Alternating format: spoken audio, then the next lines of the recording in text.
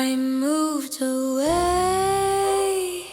to get away from my demons. The reason for my mental health to be so bad, I expected to be missed by someone I thought was my friend.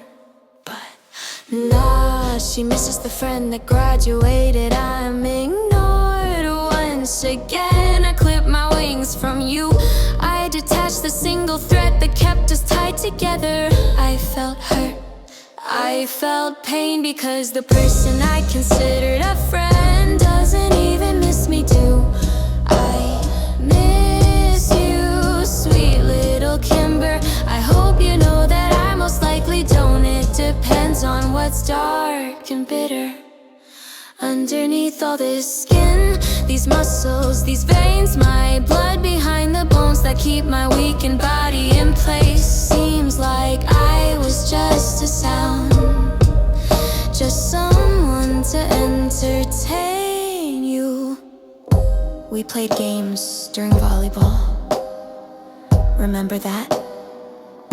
But the day I asked if you could take me home was the stupidest thing I could have ever asked for, 'cause you said you were busy. I doubt that. You were the first person I went to when a stupid boy hurt me. But now, I wouldn't even call you to ask for $1.